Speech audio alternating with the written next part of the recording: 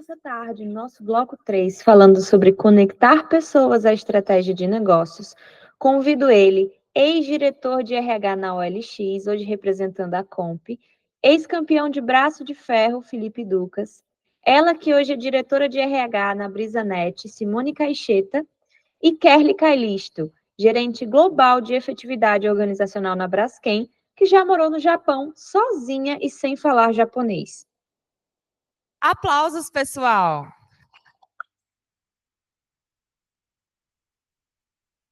Sim, aplausos, pessoal.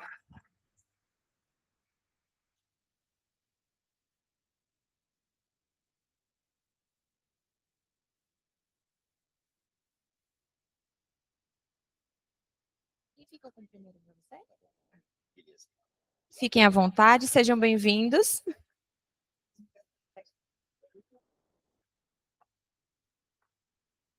Pessoal, depois do almoço é meio chatinho, né? A gente está meio cansado. Vamos fazer um exercício só antes, só para a gente estar... Vamos levantar, eu sei que está todo mundo aqui meio cansado. Deixa o celular na mesa.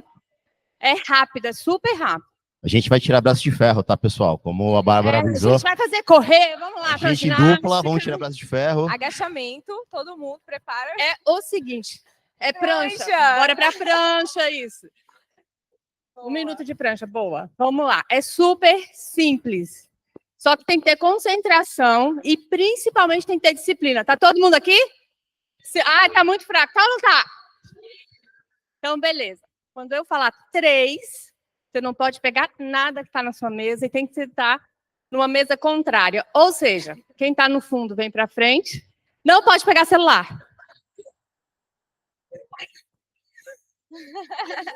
Não pode pegar celular. E quem tá da frente, senta no meio, vai para outro lugar. Mas, ó, na hora, não pode pensar. Tem que mudar na hora. Vamos lá? Vocês me ajudam? Bora. Vamos lá. 1, 2, 3. Rápido, gente, bora. Bora.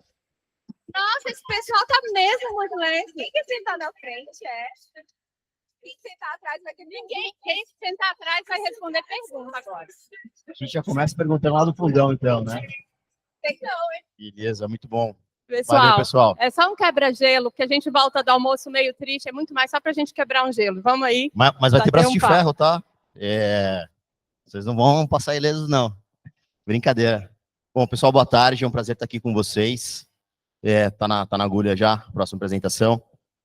Divide o palco aqui com essas férias. A gente se dividiu aqui numa sequência para falar de People Analytics, que é um assunto bem bacana. Eu vou trazer um pouco a gente como RH, né? Quais são os nossos principais desafios antes de começar a pensar em People Analytics. A Kelly, uma experiência profunda aqui, vai entrar no detalhe de governança de dados, não vou dar tanto spoiler aqui. E para fechar com chave de ouro, um case bem bacana, achei bem interessante para dividir com vocês. Rapidinho aqui me apresentando, o Ducas. Minha missão de vida é impactar positivamente a vida das pessoas. Eu tenho um outro quebra-gelo aqui também, será que tá certo? Tá certo. Eu tenho 21 anos de experiência corporativa, carreira corporativa. mais um quebra-gelo aí. Não, mas eu comecei a trabalhar com 7, 8 anos de idade, tá? Então não é 21, não, brincadeira. Eu sou apaixonado pela responsabilidade que recursos humanos, tem sobre o impacto direto e indireto na vida das pessoas. A gente cuidando das pessoas, as famílias, as carreiras. A minha vida foi transformada, enfim, e eu adoro isso. Eu nunca consegui sair de recursos humanos, já fiz um pouco de tudo ali dentro de recursos humanos. E hoje eu estou, né, já vou falar para vocês, como executivo de remuneração na Comp. A Comp é um ecossistema de soluções de total reward, desde os dados gratuitos de mercado até soluções de ferramentas e sistemas. E eu já fui, né, como a Bárbara apresentou, diretor da OLX. Isso é recente, essa transição não é de carreira, transição de vida, porque a Comp é uma HR Tech, então empreendedorismo não é uma nova carreira, é uma escolha de vida totalmente diferente. Eu com mais de 20 anos nas costas, estou aprendendo a trabalhar de novo, que é totalmente diferente, é outra dinâmica. Tem alguém de startup aqui, não? Né? É outro bicho, né, startup, né? É outra coisa. Bom, Eu quero dividir um pouquinho com vocês aqui e fazer uma outra dinâmica também, não precisa ser um quebra-gelo exatamente, mas vamos formar um time de futebol? Vamos imaginar que a gente está formando um time de futebol, a gente como líder de recursos humanos nas nossas empresas, a gente tem um orçamento infinito, então a gente pode contratar o jogador que a gente quiser, e o jogador, vamos fazer analogia com sistemas, ferramentas, o qual a gente quiser, tá? E eu vou longe ainda. O que foi? Hã?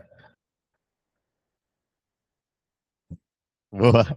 Então vamos lá, eu vou formar um time de 11 jogadores, tá? E vocês me ajudam aí. Eu gosto de futebol, não acompanho faz tempo, não sei quem gosta ou não, mas acho que esses jogadores vocês conhecem. Então o primeiro que eu escalei é o Messi, né? O melhor jogador do mundo, de todos os tempos e tudo mais, todo mundo conhece. Neymar, também, acho que todo mundo conhece, um baita atacante. Um outro fera aqui, Cristiano Ronaldo. Olha que trio sensacional. Um cara que, né, aqui a gente tem orçamento e eu posso resgatar a galera da aposentadoria ou até do além. Então, escalei aqui o Pelé, contratei o Pelé no meu time, contratei o Romário também, na época áurea do Romário. Fenômeno, Cristiano Ronaldo, eu sou corintiano, por isso que eu trouxe essa foto dele aqui. Maradona também, a gente resgata ele ali de outra dimensão. Ronaldinho Gaúcho, Mbappé, só craque, né? Rogério Ceni, um dos melhores cobradores de falta que eu vi, e Marcão, São Marcos no gol. Eu sou corintiano, mas eu sou fã desse cara aqui, não sei se tem um corintiano aí, ou transcende a torcida, né? Galera, nossos 11 jogadores aqui com o orçamento infinito que a gente tem, timaço, né? O que vocês acham? Não? Ué, só craque. Só atacante. E 2 goleiros, só atacante. Pô, mas não são craques, não são os melhores? Não, né? E por que a gente faz isso com as nossas ferramentas? A gente busca a melhor ferramenta para recrutamento e seleção, a melhor ferramenta para engajamento, performance, a melhor ferramenta para folha, a melhor ferramenta para cada subprocesso. Quando a gente coloca esse time todo em campo, o que acontece? As ferramentas não se conversam, né? Não tem chave, não tem matrícula, eu não consigo qualificar meus dados, minhas informações. Então, antes de falar de People Analytics, eu queria trazer essa reflexão para vocês, né? Pensar como é que a gente está fazendo essa administração aqui, tá? Beleza? Boa. Rapidinho aqui, só o People Analytics na minha vida começou na faculdade e também quando eu trabalhava na IBM, eu fiz um TCC sobre Business Intelligence nessa época, não falava de People Analytics, né? Não tinha o termo People Analytics, a parte bonita era Business Intelligence, e o trabalho sensacional de Business Intelligence que eu fiz foi pegar um monte de Excel, né, um monte de base diferente, colocar tudo no mesmo lugar e trazer um dashboard de informações. Né, ali dinâmico, seleciona o botão e tudo mais. Pessoal, isso 2006, 2007, tá? Outra reflexão, será se o nosso People Analytics também não está assim hoje, ou até um pouco antes disso daqui, de novo essa provocação, né? Fontes de dados, então, por isso que eu trouxe a questão de sistemas, não dá para a gente escalar no Excel, a Kelly vai falar bastante sobre isso, mas algumas provocações aqui que, poxa, People Analytics é um negócio super novo, super... Estou falando de quase 20 anos, tá? Não é nada novo, a gente vai gourmetizando, a gente troca ali o nome, né? Não tinha o termo, era Business Intelligence, hoje é People Analytics. Em 2018, eu ajudei a criar a área na Cognizant do zero, então, aquele esquema de squad, trouxe ali 2 desenvolvedores para trabalhar em RH, para reportar para mim, fizemos ali o início da área, não vou entrar muito no detalhe, não é essa a ideia. Depois eu fui para Atento como Head Global, e eu tinha a missão ali de criar a área de People Analytics globalmente, na Atento, 160 mil colaboradores na época, 16 países, folha em Excel, servidor na casa do colaborador. É o Salvador que tinham 3 mil pessoas na folha. Como que eu ia fazer People Analytics se a folha está no Excel? Eu falei, cara, vamos fazer a base. Óbvio, teve algumas coisas que a gente conseguiu dar atração, mas, cara, vamos na parte do iceberg, na maior parte do iceberg, o que a gente vê, o dashboard, esse negócio que nem é tão bonito assim, também tem 20 anos, pessoal, desculpa, era o melhor que eu conseguia fazer na época, é só a ponta do iceberg, né? O que está por detrás é isso, esse embrolho, esse time que a gente forma de qualquer jeito. Na XP também, eu fui para lá com a ideia o desafio de estruturar as People Analytics entre outras áreas, e no meu processo seletivo ali no namoro, o head da área falou, olha, Lucas, eu quero ter o melhor O NA, eu pedi para ele, falei, cara, o que você quer com People Analytics, né? Qual que é o seu long-term vision aqui, lá no futuro? Eu quero ter o melhor ONA para a gente fazer avaliação de performance, para tirar vieses.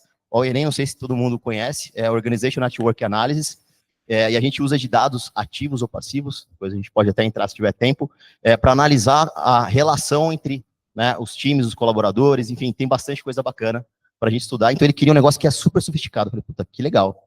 Eu nunca vi nenhuma empresa fazer isso, fazer bem feito. Então eu vou ter a oportunidade de fazer isso na XP.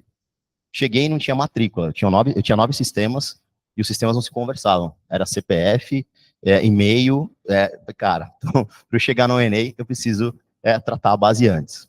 E na OLX, que eu vou trazer rapidamente aqui um tema para vocês refletirem também, algumas das áreas que eu tinha sob responsabilidade, uma área era People Analytics. E aí, eu trago esse framework já há muito tempo, desde a minha época lá de IBM, como um modelo mental que me ajuda com People Analytics e com outras coisas também, né? Então, o desafio da OLX é uma empresa de tecnologia, uma empresa também de dados, né, de dados de e-commerce e uma série de coisas, onde agrega valor para os clientes dela. Criar a área de People Analytics, então tinha ali um histórico rápido, a gente tinha, quando eu entrei, tinham contratado uma empresa de People Analytics, né? Quem aqui nunca, ou quem aqui já não contratou, ou contratou recentemente, e contrataram com a ideia, falou, poxa, eu também tenho ali minhas bases de dados diversas, meus sistemas diversos, eu contrato uma empresa de People Analytics e eles vão resolver o meu problema. Eles levaram 8 meses para fazer aquele dash, não igual aquele que eu mostrei para vocês, mas para fazer um dash demográfico. 8 meses. Né? Então, eu entrei, a gente tinha uma pessoa de People Analytics, ela falou, Lucas, eu criei na Globo a área de People Analytics do zero, em Power BI, deixa aqui, matou no peito, falei, então vamos demitir a consultoria, vamos contratar aqui mais um analista, um pessoal, e a gente começou essa jornada. Só que essa é a parte fácil, ferramentas, sistemas, é difícil, mas é a parte fácil. O que eu considero nesse framework, a parte mais difícil é o mindset, a mentalidade. Porque quando a gente fala de People Analytics, de dados, de data-driven, isso é uma cultura. Não é só um sistema, não é uma área, não é uma ferramenta, é uma cultura. Isso tem que estar de cima para baixo. Quando a gente fala de cultura, é de cima para baixo. O C-level tem que estar comprado. Tem que entender que isso faz sentido, que isso é um valor da empresa. Então, nos valores da OLX estava ali que a gente era uma empresa de dados também, né, um dos 3 valores da OLX, e só que a gente não tomava decisão sobre pessoas apoiadas em dados. A gente só tinha o CTO, que tinha as planilhas dele lá, ó, sempre, né, o cara do TI, eu falei esses dias, brigaram comigo, mas o CTO que tinha as planilhas dele, que nunca batia com as planilhas de RH, mas ele já trazia as provocações dele. Então, a jornada começou com a Cristiane Berlin, que eu não sei quem conhece, que é a CHRO da OLX, muitos anos de IBM. Ela martelou esse negócio na cabeça do CEO, na cabeça do C-Level, né, de dados, quero ver dados. A gente não está entregando, a gente não está contratando, no time to fill, dados, cadê os dados? Os meus estão aqui. E ela começou nessa era no time, cadê os dados? Está falando que não funciona, baseado em quê? Cadê? Quero dados. Então, ela foi martelando aquele negócio até entrar, né, na cabeça da liderança e daí para baixo descer. O nosso RH também não era RH que tinha uma cabeça de dados, então foi um processo ali de treinar o que é, para que serve, trazer cases de mercado, quais empresas usam, o que eu meço, como que eu meço, qual que é a intencionalidade, Então, foram alguns meses, alguns treinamentos externos, internos e tudo mais, para o RH também começar a pensar em dados. Então, esse framework, o que eu trago? Esse mindset, em primeiro lugar, para tudo, principalmente quando a gente fala algo que vai mexer no modus operandi, e outra, eu vou ter só, né, uma área de People Analytics só para ser bonito ali, para ter uns números, uns dados e para sair bonito na foto. Não, tem que fazer sentido e tem que ajudar a mover o ponteiro do negócio. Então, dentro desse framework, mindset, processos, beleza, entendi, faz sentido, então, quais são os processos, o que eu vou medir, por que eu vou medir, o que eu quero mudar, né, no processo em si, e no final, que a gente entendeu, ferramenta, qual que é a melhor ferramenta? Power BI, Power Query, que é gratuito no Excel, sei lá, outras ferramentas ali, ClickSense, Tableau, né, que a galera fala, você vai trazer um pouco mais ainda. Só ali a gente vai para a ferramenta. O erro que a gente teve na OLX de contratar a consultoria a gente não tinha mindset, a gente não tinha processo, não tinha dados, não tinha nem nada, e a gente foi para a ferramenta. Tem Vizier, Hub, esqueci o nome. Tem umas ferramentas animais de People Analytics globais e tal, que fazem miséria. Só que o mindset não tá legal. Então, eu vou trazer uma Ferrari e a galera não sabe, não tem carta, não sabe dirigir, né? Então, para mim, esse mindset, ele dá muito certo, e foi isso que a gente conseguiu construir na OLX. Hoje a gente, não vou falar que mede tudo, também não dá para medir tudo, mas todas as ações de gente, a gente coloca algum ponto de controle, algum ponto de medição, né? Então, a gente criou, não sei se vocês viram, o meu último cargo na OLX era de Head de Transformação, e a área de transformação tinha o objetivo de olhar a jornada do colaborador, desde a pessoa candidata, né, até o alumni, até o desligamento, de uma forma conectada, que ela fosse fluida para o colaborador, digital, e que a gente conseguisse, com intencionalidade, medir todo esse processo, para entender como é que estava o engajamento, a vida ali, esse life cycle, nessa jornada do colaborador, tá? E tem cases muito interessantes, e depois a gente pode, em futuros papos, olhar o desdobramento.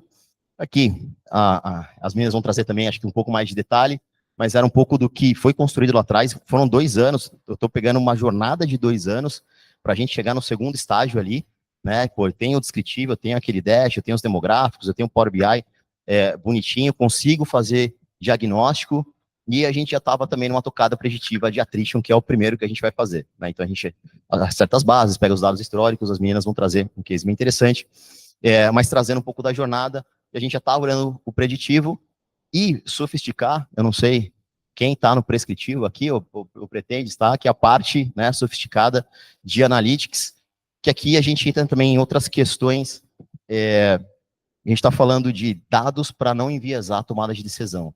Mas na hora da construção do algoritmo de um preditivo, a gente constrói com uma forma de viés também. Tem que ter cuidado. Né? Então, também entra numa outra discussão. Bom, era isso que eu queria trazer para trazer essas reflexões para vocês e agora passar para o jogo pesado aqui das meninas. Vão guardando as informações, porque depois a gente vai fazer a prova. Fiquem tranquilos. Média 9.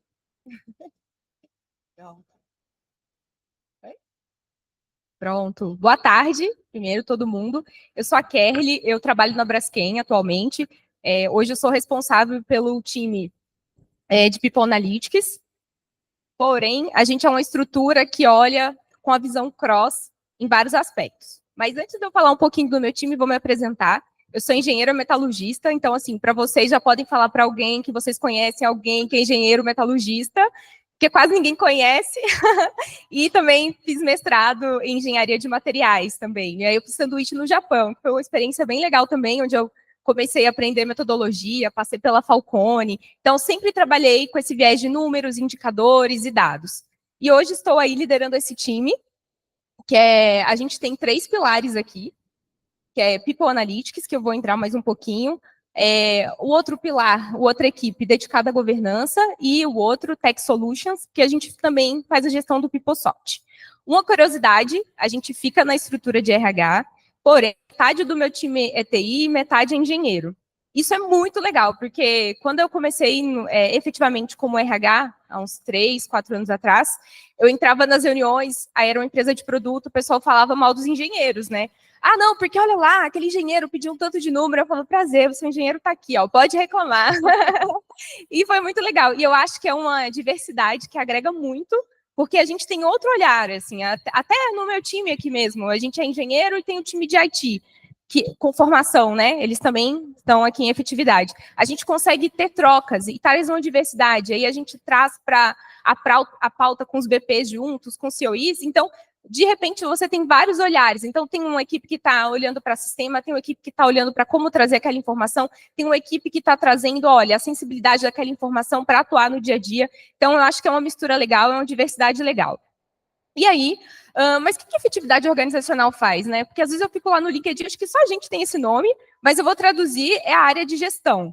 Então, muitas empresas têm gente e gestão, na Braskem a gente tem pessoas e organizações, e a gente olha muito para esse pilar de organizações.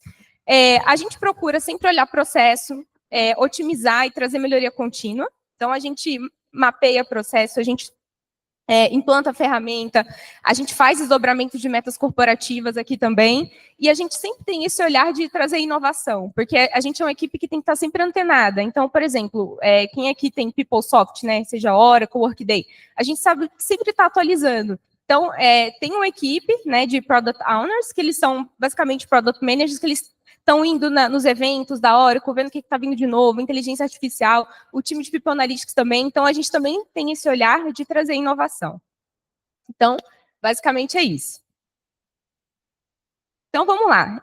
Eu vou falar aqui de um case bem legal, que eu acho que, quando eu vou mentorar, vou falar com outras pessoas que querem iniciar a área de People Analytics, às vezes é alguém que eu trabalhei, ou pessoas que têm relação comigo via LinkedIn, falam, meu chefe quer trazer People Analytics aqui, vamos trazer uma consultoria, que o Felipe falou que é o mais comum, ou senão a pessoa está com 1 milhão de planilhas e quer começar. Não é tão simples. Só que tá tudo bem, assim, o importante eu acho que é ter um sonho e acreditar que aquele sonho vai acontecer e você preparar a cultura e as pessoas para fazer com que aquilo dê certo. Indo muito no que o Felipe trouxe e a Simone também vai falar muito disso. Acho que o principal ponto para isso dar certo é a equipe e a cultura. Como que a gente trabalha hoje? Como que a gente começou lá atrás? Hoje, na equipe, a gente tem o time de Tech Solutions e todos os nossos dados estão no HCM, a nossa plataforma é a Oracle. Então, está tudo integrado. A folha pode ser ADP, mas no final do dia aquelas informações vão vir para o nosso PeopleSoft e vários dados estão na mesma plataforma. Isso facilita muito, porque às vezes você tem vários sistemas, como o Felipe trouxe, você contrata 1 milhão de craques, né? Eu quero melhor ferramenta de treinamento, eu quero a melhor treinamento de recruiting. Você vai ter que tomar decisões. Se você quiser tudo numa ferramenta, você vai perder em algumas coisas, mas você vai ganhar em outras. E o que a gente ganha aqui? Ter dados no mesmo lugar. Então, é ótimo. O que eu tenho de informação no mesmo lugar e eu consigo tirar isso, não é brincadeira. Então, isso ajuda muito. Então, quem trabalha com dados ama. E aí, esse time faz toda essa gestão, melhorias, a gente tem os módulos, e a gente faz uma extração dessas informações e a gente leva para trabalhar no Azure, que é a nossa nuvem. E aí, lá é formato de squad, tá? Tem uma equipe da TI, que olha para governança, que olha para dados, traz ferramentas e soluções para a gente, e a minha equipe. Aí a minha equipe também fica espalhada, tem gente em São Paulo, tem gente na América do Norte, e aí a gente roda essas squads, a cada 3 semanas a gente tem os objetivos da squad, então a gente é como se fosse uma equipe multidisciplinar.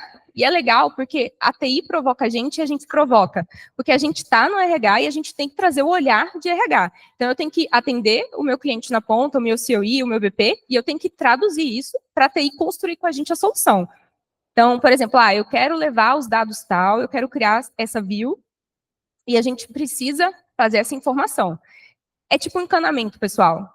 Quando você entrega um dashboard para um líder, ali por trás a gente tem todo o encanamento que você não vai ver, mas tem um engenheiro de dados que vai garantir que aquele dado transforme e aquela informação chegue ali no final. Tem várias pessoas envolvidas. E, por fim, depois que a gente transforma esse dado, faz o dashboard ou faz a análise que a gente precisa fazer, preditiva, a gente atende essas áreas. Então, hoje, eu atendo o COI de remuneração, mobility e benefícios, que é onde eu fico. A gente atende o COI de desenvolvimento organizacional, que são as áreas de desenvolvimento, talentos, e tem mais 4 equipes de business partners. Então, eu tenho o corporativo, que atende as vice-presidências corporativas, e ali a gente tem South America, North America, Europa e Ásia. Então, eu tenho todos esses clientes, eu tenho que garantir que todo mundo receba o dado no mesmo padrão, no mesmo formato. Aí, o que acontece? Eu tenho tudo no sistema, eu sei o que eu preciso falar, eu sei a mensagem que eu preciso passar, mas na hora, o que acontece? Isso aqui. Quem é que se reconhece aqui? Quem já pediu algum time para fazer alguma análise? E aí, quando você começa a mexer nos dados, acontece aquilo ali. Onde está o Wally? Essa é a melhor imagem. E tá tudo bem, pessoal. Eu acho que a gente precisa saber responder as perguntas. E foi assim que a gente começou lá em 2022. A gente falou, vamos começar pelo básico.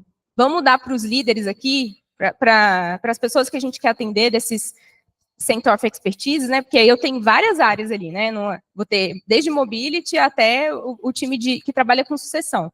Vamos começar pelo básico. Vamos padronizar aqui os novos entrantes, headcount, diversidade, turnover e BPs. Vamos garantir que todo mundo tenha informação e que isso chegue na ponta. Pessoal, a gente tinha uma consultoria com a gente, a Vanad, que é uma consultoria da Microsoft, a gente tinha um time de TI enorme e o meu time dedicado junto, e a gente demorou quase 1 ano para a gente entregar esse início. Porque, como o Felipe falou, a gente vai aprendendo e tem que voltar. A gente, pô, essa extração aqui não dá mais. A gente pegou esse campinho aqui errado e a gente vai ter que voltar tudo. Ó, esse nível de liderança aqui não está alinhado, a gente tem que voltar lá. E aí, trabalhar em squad, que é uma dica que eu dou para vocês, facilita muito, porque você vai errar rápido e vai consertar rápido e vai andar cada vez mais rápido, tá? E é um processo que permite você, eu nem falo errar, sabe? Permite você criar uma visão que não vai ser aquela. Mas não quer dizer que você, depois daqui 1 ano você fala, nossa, eu preciso daquela visão lá. Então, eu acho que o processo é muito interessante, porque você vai descobrindo coisas novas, você vai analisando, você vai fazendo deep dives, e a gente foi construindo isso. E aí a gente fez a nossa primeira entrega, que foi esses dashboards. Aqui é um pedacinho só, mas aqui tem uma infinidade. A gente tinha uma apresentação que tinha 80 páginas, que uma pessoa fazia e ficava 20 dias fazendo. A pessoa não está lá mais, ninguém sabe por quê, né? E aí, tinha que pegar a base e não sei o quê. Hoje está lá automatizado, a pessoa entrou, confere. Hoje a gente está disponibilizando uma vez por mês, mas a gente já tem capacity para ser semanal, só que a gente ainda entende que não tem necessidade, porque os indicadores que estão aqui, mas a gente está ampliando, então pode ser que daqui a pouco isso pode ser todo dia atualizado. Depois que você cria engenharia por trás com o time da TI, é muito fácil você definir qual que é a velocidade que você quer entregar aquela informação. Por que a gente entende que agora essa é a velocidade nossa, tá? Porque se você entregar muita informação de uma vez, muito dado de uma vez, as pessoas podem não saber usar. Então, você tem que ir, aos poucos, capacitando e desenvolvendo as pessoas para receber aquela informação, que é o change management. Não adianta você investir milhões, tempo, equipe, e não fizer change bem feito, tá? Então, é importante nascer, junto com um projeto desse, um change junto. É muito importante, gente. E aqui é onde a gente está indo agora. A gente começou a fazer nossos primeiros modelos. Ano passado, a gente teve um para o time de engenharia. Agora, a gente está começando um para fazer com olhar para remuneração, turnover, retenção, e é bem legal, assim, porque você vai... Eu gosto muito disso, então, às vezes, eu sento com a analista de dados e eu fico vendo vários gráficos legais, e eu consigo dar várias provocações, e dali ela vai evoluindo. Então, eu acho que RH e dados é uma parceria que está nascendo e que vai dar muito certo, e eu acho que o importante a gente saber aqui não é que eu vou ver um gráfico e vou decidir o futuro da minha empresa, mas eu, como RH, eu vou ver um gráfico, eu vou sentar do lado daquele líder e eu vou provocá-lo, trazer informação, fazer ele refletir para ajudar aí juntos a gente tomar a melhor decisão. Então, o dado, eu vi alguém falando isso ontem, né? Ele sozinho, um gráfico sozinho não diz nada, mas é o que vem junto. E, por último, o mais importante, eu acho, para fazer isso tudo dar certo, é a equipe e a cultura. Aqui é o time. Tem a consultoria que trabalhou com a gente, tem o meu time aqui, tem o time da TI. A gente já está há quase 2 anos com os squads que rodam. E o que é importante que eu deixo de dica aqui para vocês que são gestores e querem aprofundar nesse tema? Escolha as pessoas certas. Não adianta você querer que uma pessoa muito, muito centrada, muito, muito analítica, que desdobra nos dados, ela vai discutir com alguém o dado e definir qual que vai ser a melhor estratégia. Você vai ter que ter essas pessoas trabalhando juntos. Então, você vai ter um perfil que vai discutir, que vai alinhar, que vai trazer conceito, que vai negociar e vai entender o que é melhor, como representar aquele número, e você vai ter a pessoa que vai executar de fato, que vai fazer o modelo, que vai construir, que vai fazer engenharia por trás, e você vai ter também a TI, que vai trazer toda a mecânica para você. Então, escolha as pessoas certas, monte o time, como o Felipe trouxe aqui o slide dos craques. Você tem que montar seu time de acordo com o que cada um tem de melhor e cada um vai poder entregar. E a cultura, né? Porque quando você está falando de dados, tem muito a ver com a cultura da empresa. Não adianta você trazer informações desalinhadas. Então, é a dica que eu dou. E se quiserem falar mais depois, fico à disposição. Já roubei 2 minutos aqui do meu tempo. Vai lá. Nossa, Obrigada. Agora ficou difícil, né? Eles falaram tudo. É aqui? É aqui? Vai só colocar ali. Aqui. Legal, obrigada. Gente, primeira coisa, quando a gente resolveu fazer um data lake, a gente vai fazer para a empresa inteira, então não é só o People Analytics, ele é o comecinho. E aqui é a missão do RH da BrisaNet. A BrisaNet, guardem essa foto. Eu acho que é antes. Mudou a apresentação? Não. Vamos lá, ao vivo, tudo bem. A apresentação está errada, mas tudo bem. Tinha uma foto aí que era mostrando a BrisaNet, que é uma empresa pequenininha, e depois ela se tornou uma gigante em 4 anos. O que aconteceu? Ela abriu IPO, e aí hoje ela começou com 3 mil funcionários, hoje tem 8.600 funcionários. Ou seja, a gente não tem muito processo, estamos aprendendo, né? E uma das coisas que nós fizemos com a estruturação da área de RH é entender qual é o propósito da área de RH, porque ele tem que estar ligado ao propósito da empresa, senão não faz sentido. Então, a empresa é uma empresa, a única empresa hoje no Brasil que é brasileira telecom, as outras vieram de outros países. Então, é muito orgulho para quem está lá, porque eles criaram uma empresa de internet, de fibra totalmente brasileira, sem tecnologia, que foi crescendo e foi aprendendo. Então, esse é um marco. Começa daí para vocês entenderem a história do Data Lake. Então, a missão da BrisaNet, o propósito é conectar as pessoas aonde os outros não vão. Então, é zonas rurais, é cidades pequenas, é levar conectividade, levar conhecimento. E o nosso CEO e fundador, ele fala isso para todo mundo. Com isso, o RH também conecta as pessoas. E a gente começou uma discussão há 1 ano e meio atrás, eu estava lá, eu entrei há 1 ano e meio, por que a gente precisa de análise de dados? Qual é o nosso papel? Né? Qual é o caminho? O que a gente quer como empresa? E daí, a gente começou a olhar, como é que está o mundo? Né? E começamos a entender que várias empresas usam analytics, né? E a gente viu o seguinte, a apresentação vai estar disponível, então eu não vou ficar lendo o slide, vou só passar o contexto. Em média, de 81% a 54% você melhora a sua performance e sua receita com análise de dados, tomando as melhores decisões. Mas isso não era mundo, a gente está no Nordeste, no interior, na Serra, não valeu, vamos lá.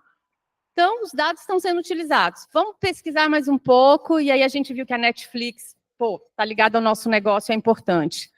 A Amazon, que é uma empresa de B2C igual a nossa, também é importante. Aí vem o Bank of America, e aí a gente tinha a campanha do Obama, do Biden, Google Health. Poxa, tem coisas legais, mas isso é mundo. Ainda não está falando com a nossa realidade, a gente está falando do interior. E aí fomos estudar mais um pouquinho. E o Brasil.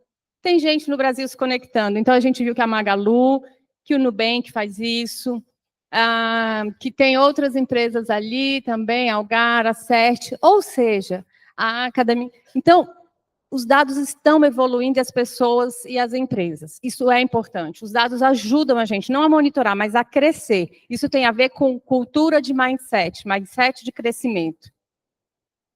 Com isso, gente, a gente falou, não, no Nordeste tem que ter alguma coisa. Alguém aqui já ouviu falar do Mateus, Grupo Mateus? Apareceu aí nas revistas, né? Sendo aí o 2º maior do Brasil. O Grupo Mateus usa análise.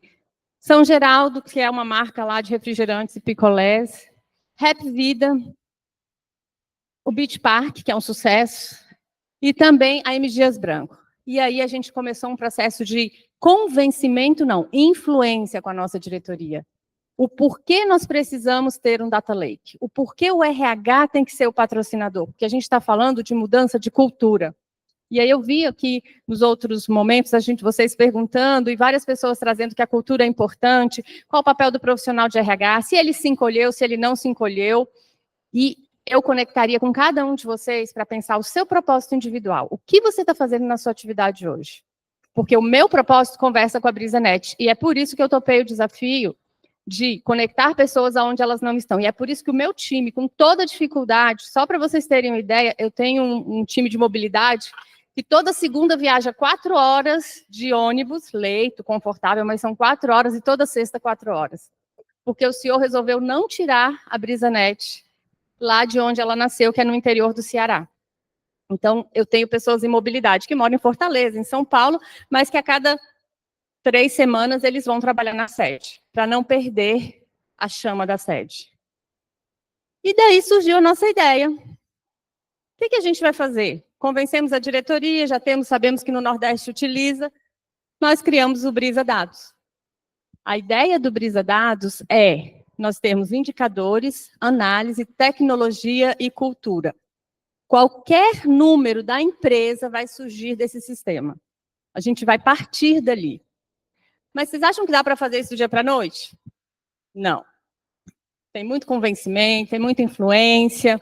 E o Brisa Dados, ele é uma criança, ele está engatinhando, nem engatinhando, está nascendo. É bem assim.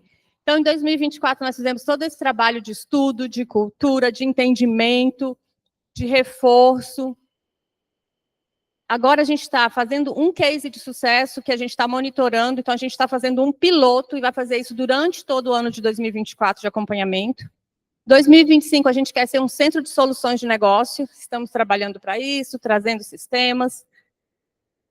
E 2026 a gente quer ser um centro de resultados. Tem um time lá, é um time de squad, no mesmo formato que eles trabalham, eu tenho área de negócio, eu tenho BP de RH, eu tenho cientista de dados, então é um time multidisciplinar, porque o que a gente mais entendeu foi, se não tiver o trabalho conjunto, a gente não vai evoluir. Ó, já me levantaram a minha plaquinha.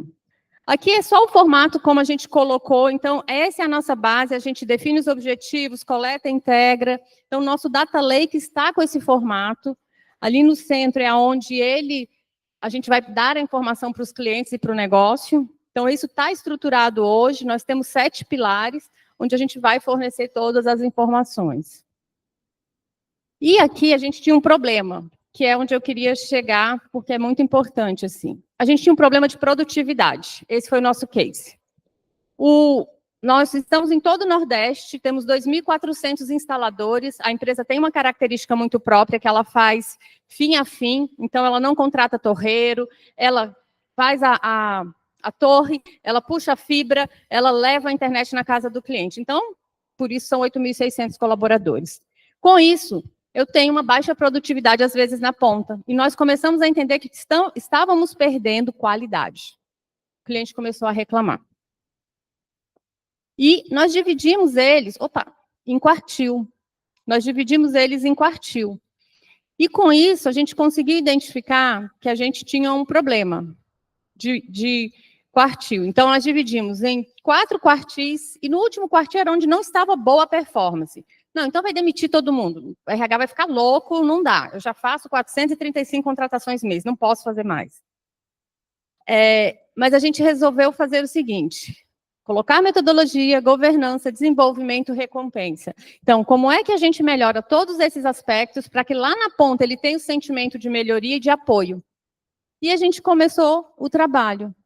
Foi aí que realmente tomou força o Brisa Dados, o Data Lake, essa coisa da gente começar a trabalhar com People Analytics.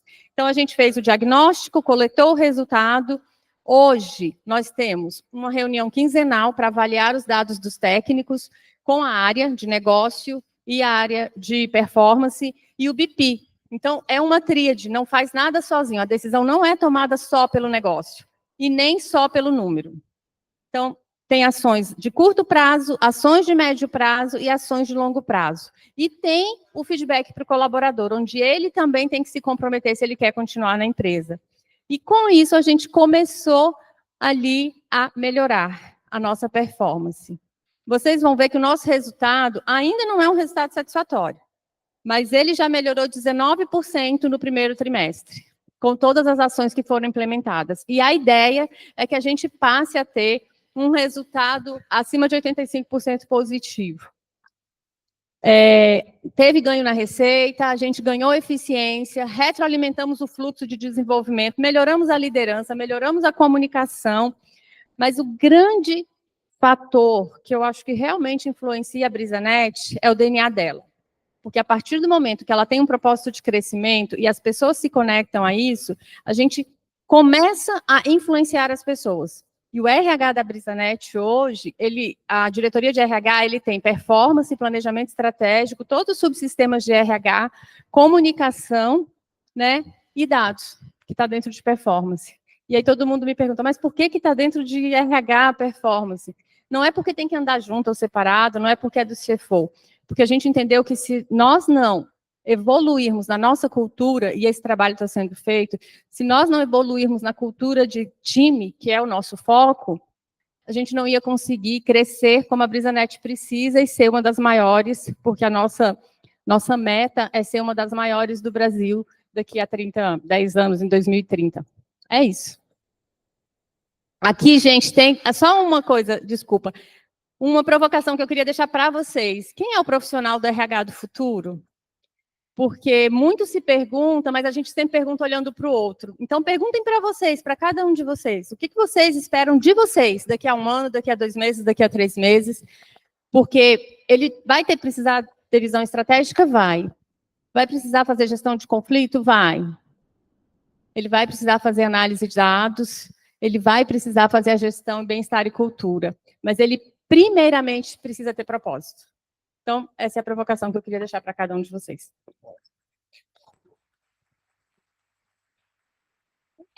Perfeito. Bati o tempo. Nossa, no time. E agora eu quero aproveitar e abrir para perguntas, para colocações aqui.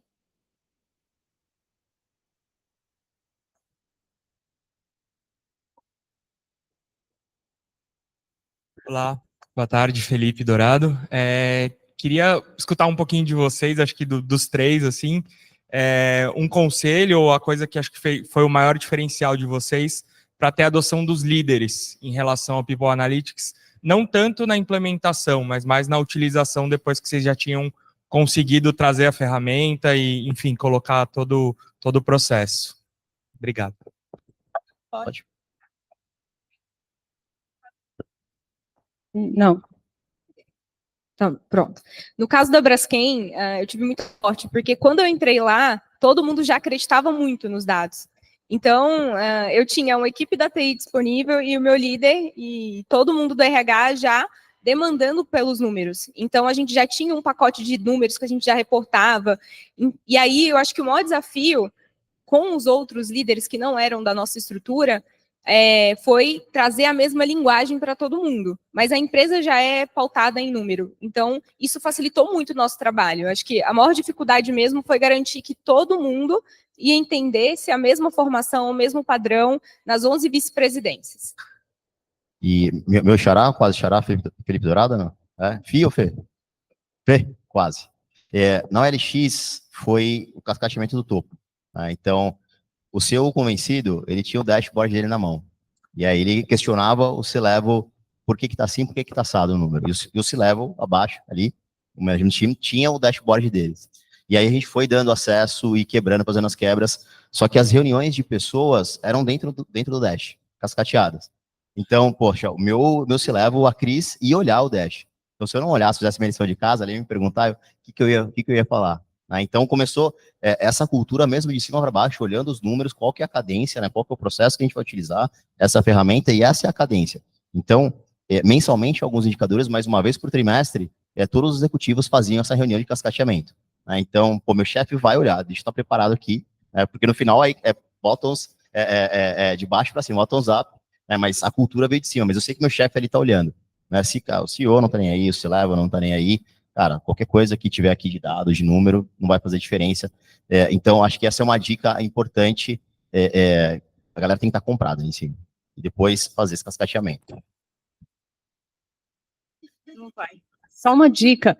Apesar de não estar 100% implementado, a primeira coisa que a gente fez foi entender que o RH tinha muito ego e queria impor. E a partir do momento que a gente escutou, a gente gerou aprendizado e eles compraram a ideia. Aqui. Pessoal, parabéns pela apresentação. Minha pergunta é para a Kelly, especificamente. Se você puder, por favor, trazer exemplos práticos de como vocês estão usando os dados preditivos, né? Assim, quais hipóteses que vocês estão trabalhando, o que vocês querem resolver no preditivo, por favor. Ok, eu vou falar 2 cases, né? Ano passado, a gente apoiou o time do industrial a fazer um estudo especificamente na carreira dos engenheiros. Por quê? Porque tinha um turnover bem específico, numa região bem específica, então a gente começou a aplicar as metodologias e entender onde tinha oportunidade. Aí a gente foi até todas as análises, eu trabalhei muito em conjunto, tá, com o BP, porque ele tem um feedback ali da ponta, né, então é perfeita essa dupla. E aí eles montaram ações, a gente apoiou e foi validando com os números dali em diante, eles começaram a fazer as ações. Então esse ano tem várias ações acontecendo, e a gente participa das agendas, vez ou outra, para ver a evolução daquilo. E aí eu entendo que a gente vai voltar daqui a um tempo, fazer as medições de novo e criar ações de novo, mas agora a área de negócio está usando. O outro é de remuneração, né? Esse está nascendo. A gente quer criar uma ferramenta, um score, para apoiar durante os ciclos de mérito e promoção. Por quê? Porque o líder recebe aquele tanto de informação e a gente sabe que às vezes tem viés inconsciente, tem vários fatores ali que você pode enviesar a sua decisão. Então, a gente está olhando para nota de ciclo de meta, intervalos entre promoções, e o time tem feito vários gráficos para a gente entregar um score para apoiar. Não quer dizer que ele vai tomar a decisão com aquilo, mas ele pode fazer uma análise. Até para o próprio time de remuneração, né? Usar no futuro. Então, esses são, acho que, os dois mais legais. Esse aí já nasceu e já estou vendo um monte de ação andando. E esse agora eu acho que está ficando bem legal também. Deixa eu puxar esse gancho aqui rapidinho, já falar de remuneração, nem gosto de remuneração. Na OLX também a gente trabalha já há um tempinho com essa intencionalidade. Então, criando um algoritmo com alguns dados que são importantes para a companhia. Os mais conhecidos, né, que a gente utiliza, a nota de avaliação de performance, na inbox, quando a gente fala de potencial, tempo sem receber o último aumento, posicionamento na faixa salarial em relação ao mercado, posicionamento relativo aos pares, e algo que a gente implantou recentemente e deu um resultado muito bom, eu consigo dar os números para você, a gente começou a colocar mais internacionalidade, principalmente nos recortes de diversidade, que são importantes para a OLX. Então, mulheres na liderança, pessoas pretas na liderança, são metas, né? Pessoas deficientes. E a gente adicionava esse algoritmo, né? Um fator que subia a pontuação e trazia intencionalidade do gestor. Então, a gente também utilizava para, dentro do orçamento que eu tenho, dentro das minhas prioridades com esse algoritmo, qual que é a indicação para você, gestor, e a autonomia era do gestor da ponta, com o orçamento ali de fazer a indicação, para quem que você deve indicar o seu investimento, qual que é o percentual, o range percentual recomendado. E em 2022, no ciclo de outubro, a população da OLX é praticamente 50-50, 50% mulheres, 50% homem. E 80% do budget, do orçamento, em 2022, foi para a população masculina. Antes de sair, né, agora no primeiro quartil, a gente rodou com mais intencionalidade, com essa intencionalidade, já foi o segundo ciclo, 45% foi para a população feminina. Ainda não é 50-50, mas foi muito expressivo e o percentual médio de aumento da população feminina foi maior, por conta dessa intencionalidade. O orçamento eu não sei se vai se igualar, porque o salário médio, infelizmente, ainda é menor, né, porque os níveis das mulheres dentro das organizações, o salário médio ainda é mais baixo, mas essa indicação de utilização de dados para tomada de decisão, se a gente aplica da forma intencional, que faz sentido com o nosso propósito, nossos valores, dá muito resultado. Só adicionando uma coisa legal, assim, da diferença desses dois cases. O primeiro foi totalmente uma necessidade do negócio. Então, o time de BPs, de inteligência lá, que cuida do planejamento, procurou a gente e falou, ó, isso aqui vai dar um case legal, vocês têm ferramenta para a gente fazer isso juntos? E aí foram muitos meses de trabalho. Esse de agora, que vai afetar a remuneração, né, o time de People Analytics, a gente faz vários indicadores do dia a dia. Então, isso que é legal. Então, lá naqueles indicadores que a gente já entrega, eles falaram assim, e se a gente pensasse fazer dessa forma? E se a gente verificasse como é que está a distribuição de notas por vice-presidência, por diretoria? E aí eles começaram mesmo a trazer a provocação e a gente moldou uma proposta de trabalho ali. Então, acho que o time de People Analytics, ele também tem que estar atento a ele mesmo, ter ideias. Então, acho que assim, sempre provocar o time, sabe? E aí os cases, eles nascem certeiros, porque se for um case só por ser um case, ele não vai ter engajamento e você pode perder ali alguma coisa bem legal, uma ideia legal. Então, acho que é legal sempre estar atento aos indicadores do dia a dia. Pessoal, boa tarde. Manuel, Total PES aqui. Primeiro, obrigado por essa conversa, que é super rica. Eu acho que tanto o Felipe como a Kelly trouxeram um pouquinho sobre vieses dentro do processo de analytics, e aí eu queria ouvir do lado da Simone quais foram as melhoras efetivas que aconteceram dentro do processo de vieses, né, ou não, de não acontecer processos de vieses dentro da companhia, e a percepção do próprio colaborador em relação a ter uma equanimidade dentro da companhia. Então, obrigado, viu? Joia. Como está bem inicial, né, a gente tem ali hoje o case do trabalho de quartil e da produtividade, onde a gente viu a melhora da produtividade e o desenvolvimento, mas a gente tem alguns vieses, principalmente assim, do próprio RH, de entender e aculturar e trabalhar com número, tem essa dificuldade, e tem a dificuldade do gestor, porque como nós usamos recursos de squad, então eu uso recurso interno, trabalhar colaborativamente, às vezes, não é tão simples. Então, a gente tem atuado muito nisso, nesse ponto, e a gente espera que no futuro a gente consiga, muito rápido, que a gente consiga evoluir. Devem vir outros vieses de controle, do número, enfim, mas que a gente entende que com influência e com esse crescimento da cultura, a gente vai superar. Bárbara, deixa eu aproveitar, Bárbara, pegar um ganchinho. Vocês falaram com maestria da porta para fora, todo o sucesso que eles estão conquistando, e confesso que a gente fica babando aqui. Mas deixa eu fazer uma pergunta, né? E da porta para dentro? Como é que esse brilho nos olhos que vocês trazem as soluções, vocês conseguiram convencer o time de RH, que a Simone até começou a falar da dificuldade interna, com número, etc. Como é que vocês fizeram da porta para dentro para essa paixão que vocês colocaram da porta para fora? Tá, o nosso tempo acabou, mas eu vou começar, porque como eu estou vivendo, acho que é o mais... Depois os meninos complementam. Não é fácil, dói muito, mas principalmente eu acreditei. E eu comecei a inspirar o meu time com exemplo, provocando, conversando, indo lá, mudando o modelo de reunião, levando para a diretoria, influenciando o CEO. É uma jornada. E não é fácil, e eu sei que eu tenho diretores, meus pares, que estão contra esse processo. Como eu tenho pares que estão a favor. Mas a gente sabe onde vai chegar. E aí, lá, no primeiro slide, quando a gente fala que o nosso propósito é conectar pessoas, a gente abre toda a reunião para lembrar que se aquela reunião for difícil, a gente está cumprindo um pedacinho. Então, quando um está desanimado, o outro dá a mão. Quando um está mais estressado, o outro vai lá. Muita conversa, muita conversa, muita escuta, porque muitas vezes eu vi a postura do meu time querendo falar, e às vezes não dava tempo de ouvir a dor do outro. Então, quando a gente escuta, a gente chega numa solução. E trabalhando a gestão de conflito diariamente. Hoje a gente tem, eu diria que 0,01 de resultado, porque é um processo, uma POC, mas o nosso sonho no final do ano é falar para vocês que a gente tem 50% já implementado.